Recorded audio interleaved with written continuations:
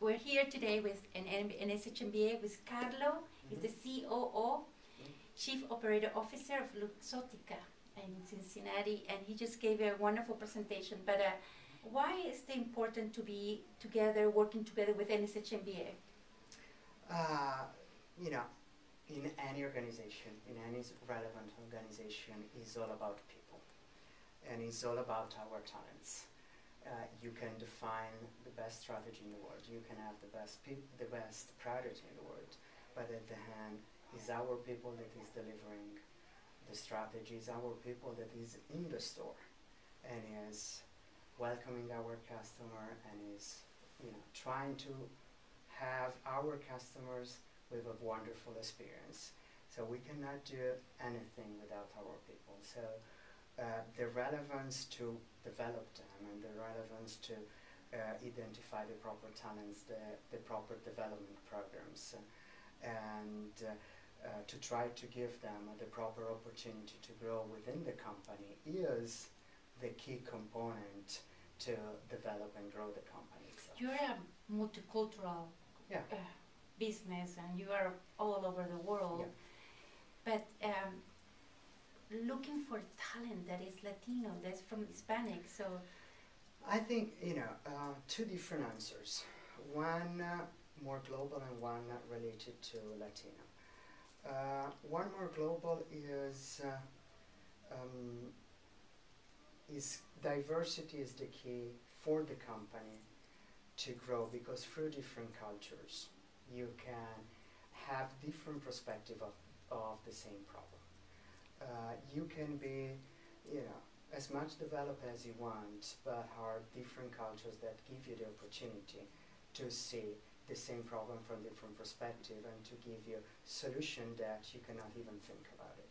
So it's really relevant to develop within the company any culture and different culture to have the ability to drive smart and innovative solution through the company. Hispanic community and Latino community are definitely one of them, and are really relevant in this country more than any other country. It is the most growing community in this country as it is today.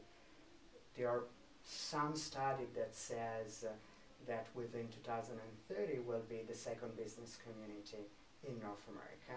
So why wait? Why Exactly. don't we start right now? So we have to invest on other culture or on other DNAs, and we have to invest in Hispanic and Latino, because are the one that are growing faster as anyone else. Well, but a little bit about you, an engineer from Fiat, so designing cars, going to this, working with glasses, and tell me, can you please share with us a little bit that transition? I think that sometimes you plan something in your life, and sometimes it happens. You can plan as much as you want, but it happens. So the actual CEO of our group was looking for someone leading the operations and supply chain of our group, and he was really impressed by his former guy. He's coming from an appliance industry, but he cannot hire him because of no competition deals. So he called him, and it happened that he was my former boss in Fiat, and he said, I need an operation guy who is going to suggest me, because I need a strong guy. And my former boss in Fiat was nice enough to give him, to give him my name, and it was a really interesting meeting, because this guy forgot to call me and give me an heads up that the Luxottica CEO was going to call me for an interview. But the Luxottica CEO, so my actual boss, thought that he called me. So he picked up the phone, he called me, and he said, okay, how are you doing? When we're going to meet? And I said, you know what? Who are you? Because, he didn't introduce himself, nothing. But he thought that I knew that he was going to call. And so it's been quite a strange start, but then we went out for breakfast, we had a wonderful, chemistry, and I moved. From Milano to Cincinnati, has been difficult for you to adjust, or something new, and you feel like Okay, this is my third relocation in US. I relocated also in Australia one time and in China another time. So I think two big deals is the first relocation with a family. So the previous four has been as a single man, and that is a lot easier. You know, you can be more flexible.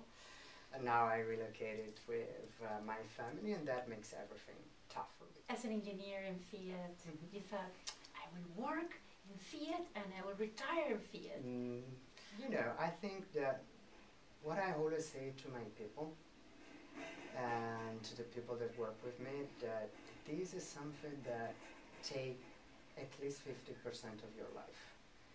Do it and have fun. If you don't have fun, do you a favor and do something else. Because if you have to go every day 8 a.m. waiting for 5 p.m. or waiting for Friday, is a deal. So the driver in my life has been excitement and challenges. And so it was a great challenge and a great deal. And so why not? So I'm always drive by challenges and not by other. I can see your recipe for success there, you know, challenges. Yeah. So my wife will say my recipe to work toward and to do not stay at home, but that is another view of the same thing. Yeah. The most important, I think, when I have the opportunity to interview people like you, I want to inspire people that see that, you know, we all have the potential. Yeah. It's just the secret, that opportunity. So, you know, when I was in high school, I think I had the most relevant lesson for me. That was from my mathematics teacher. So before the graduation in high school, she started 6 months before that, giving us exercise from University of Physics. So something really, really tough for us. oh, Really, really tough for us. And we went through that for month and month. And, you know, say, we cannot do this. And at a certain point in time, you know, we get to the graduation point. We graduated, you know, 5 of our class of 29 people with the highest vote. And so we go back to our teacher and we say, why we did for 6 months, you know, exercise from college that we were in high school. And he said, you know, if you do not set the bar high enough, you will never get there. And giving you college exams, I made your high school graduation easy. So the lesson was, you know, set your bar high. well, now you're a COO. Are you going to go farther than that? Knowing the story. I never stop resetting the bar. Because if you don't, well, you go ahead. So, you know, every single time you have to give you a new challenge. That is what wakes you up in the morning, what excites you during the day, is the driver of the leadership with your team, is your day-by-day commitment, is my fun. So I don't think I can go to work with a new challenge. Well, I'm thinking about Luxottica is going everywhere now. You just say that it's going to Brazil, to Chile. They bought, you know, they do a lot of acquisition. Do you know, it's growing. It's a company that is growing very fast. So, you know, we can talk for hours, but I just thank you for giving opportunity. So we know a little bit your secret for success. We know about your story, and you would like to share a message for the Hispanic Latino community? I think today there are countries in the Hispanic community, in the Hispanic countries, they are growing fast as anyone else.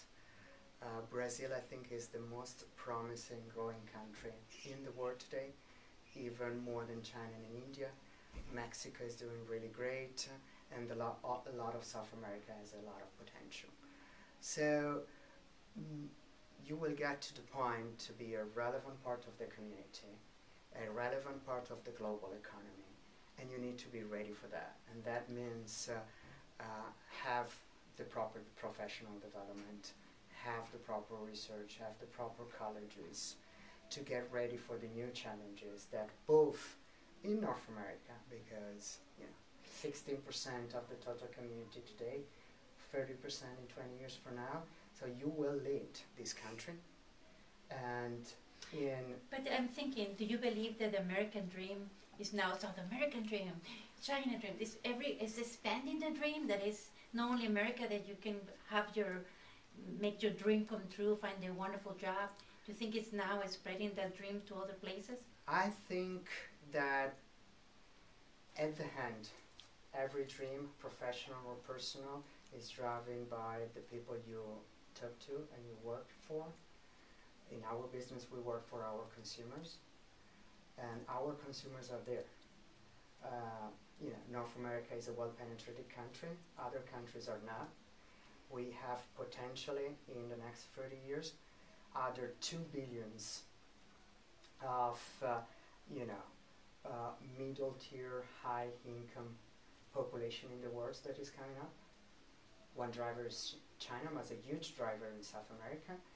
So, the consumer is there, and who better than Hispanic or Latinos can understand the Central and South American consumers. So I do think there is a wonderful opportunity that, we need to take, and Latinos has to take. Promise me that you're going to have another interview with me to talk more about a lot of things that we like to talk, because we're Latinos, we like to talk a lot I'm of things. Latinos too, right? Yeah. I'm Italian, so... Italian, and we like to parlare. Thank you so much, Carlo. Thank you very much, Lorena.